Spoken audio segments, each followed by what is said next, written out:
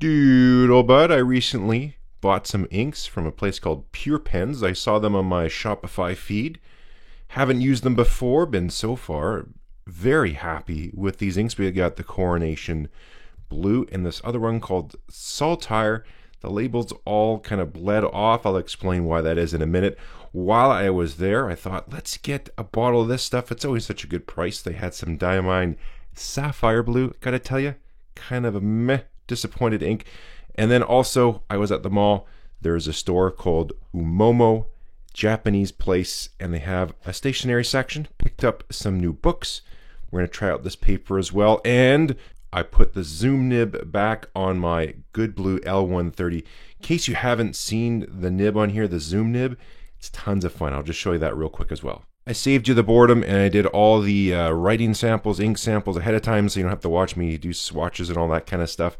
Why is the label all smeared off like that? Well, when they came to me, there was a good amount of ink that leaked out the seals. I don't know if the seals are the best in the bottles. This one was no problems. I had to run them under the faucet because it was quite dirty. Of course, this is a proper label that's on there. No problems there. This one, it's like a little paper label and they write it on.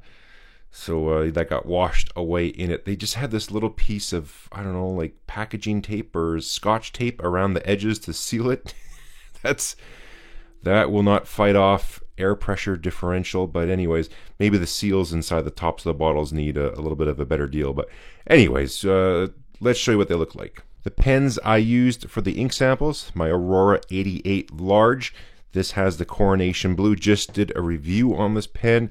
If you haven't seen it, check it out. For the Saltire Blue, I'm using this here at Magna Carta. It just has a gorgeous, smooth, broad nib. It's more like a medium, but really, really nice wet writer and a super comfortable pen. For the Sapphire Blue, and the color isn't showing up right on the phone here, but it's more like a lavender. I don't know. I'm just a little disappointed with that one.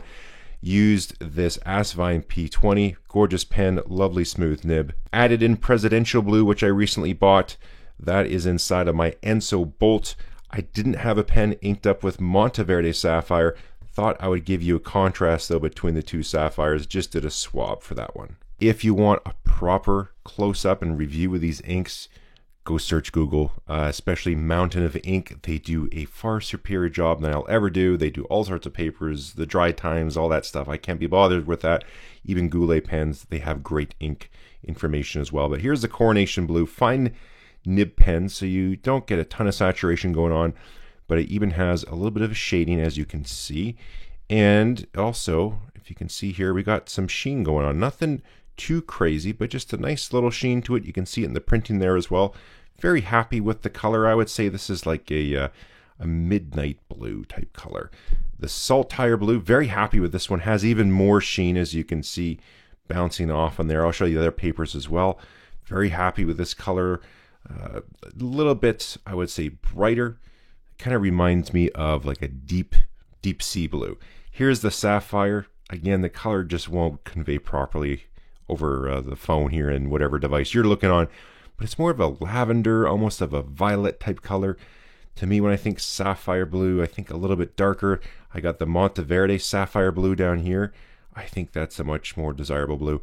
And this is Presidential Blue. Been very happy with this one. I didn't get this from Pure Pens. Got this from the Vancouver Pen Shop when I was visiting, but nothing crazy as far as sheening or shading goes, but just a nice consistent color, and I really like it. Now onto some Clairefontaine. This is the Flying Spirit paper, a little more of a creamy type color to it as well. So obviously it changes the colors. There you can see this almost has more of a denim style color on this type of paper. Still getting all of the sheening and shading on here too, just a slightly different color.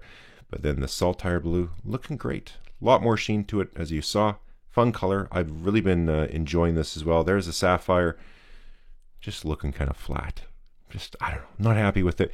Presidential Blue is still looking good. Of course, I smeared it.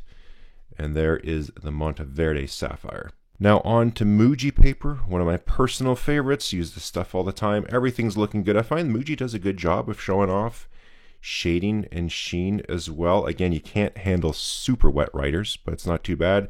Sapphire Blue, looking kind of dull and boring again.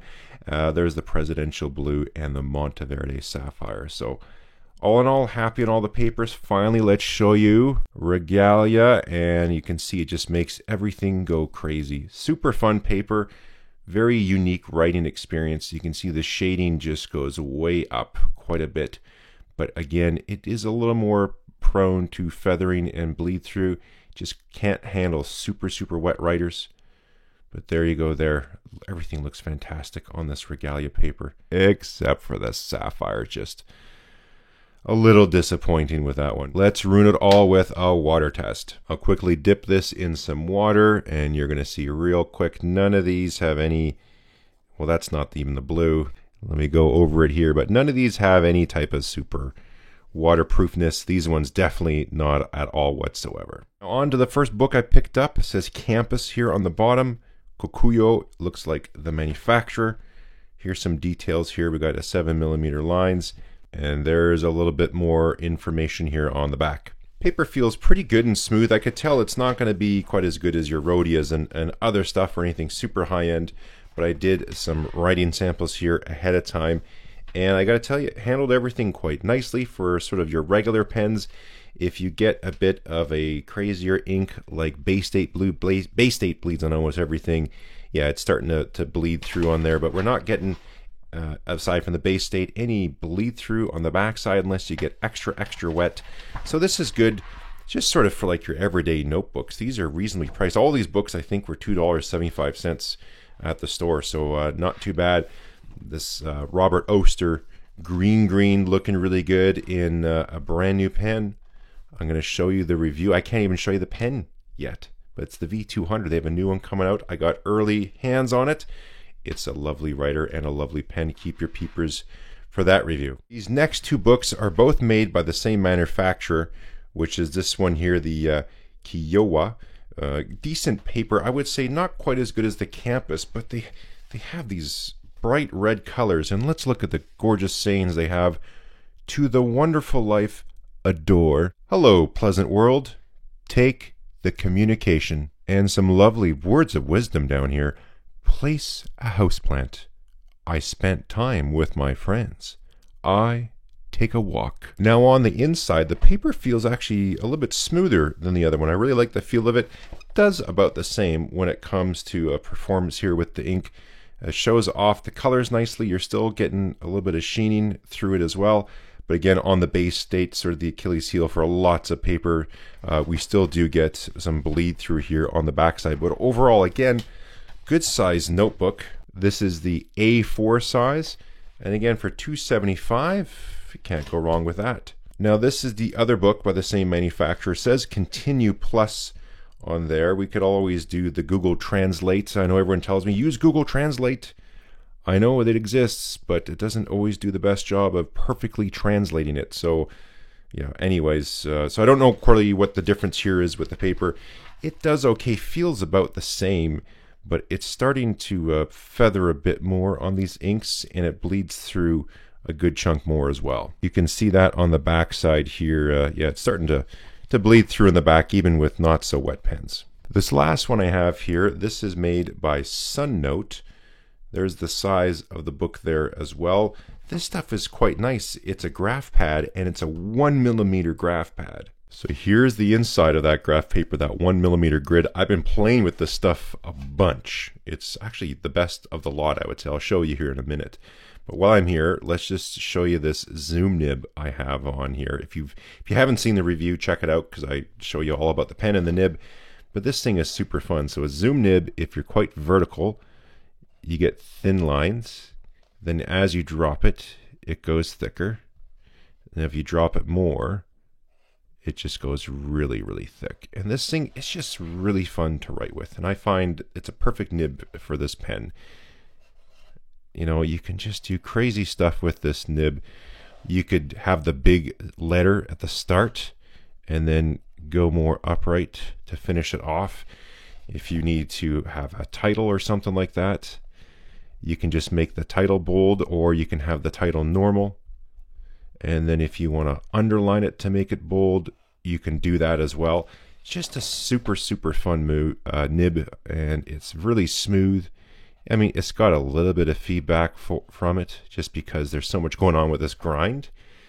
But I just can't get enough of this this zoom nib by the Good Blue. Tons of fun, tons of line variation, and yeah, it's a great versatile nib, and especially if you want to have a little fun, if you're doing some creative notes or drawing, lots you can do with one little nib here. Let's hit this now with the Bay State Blue. I have this in my Enso Puma in Altum, and it's still going to bleed a little bit, but I don't think the show through doesn't bleed through to the other side unless you just go crazy on it. I have a couple other pens that are quite wet. This is my Stillform pen. I think this just has their Stillform Blue in it as well. This has a titanium nib, so it's a super wet nib, and it's starting to feather there. And then I got my Jinhao 9019. This is a great pen, but it's super wet as well, and this just has a random ink, some type of blue color. I can't remember what I put in here, and it does quite well. This sometimes it's such a gusher it will bleed on cheaper paper, but on here I'll let this dry and you'll see it's not too bad. So flipping it over on the regular stuff, you can see it's really good. Eventually it does bleed through on this too. You can't help it with that Bay State, but also that Stillform pen. It's such a wet writer. Just holding up barely there with the 9019. So, I mean, they're not suitable for the super wet ones if you want to write on the backside, plus it's all blank on the backside anyways, but you could scratch some stuff on there if you're doing regular pens. This is quite a unique grid. The paper feels really nice and smooth on here. I am going to check this brand next time I'm in there. This is what the Sun Note, if they have one with more of a suitable grid, or even just plain or whatever it is as well, but I've never seen a 1mm grid. If you need some super grid graph paper, here you go. And I really like how this just flips open like this, so all this can lay flat, even if you're way deep in the book. Just how it lies down, you don't have to deal with any bumps, and these just rip off nice and easy. So super convenient. I'll probably be using this a bunch, just maybe practicing my writing, or even for nib tuning.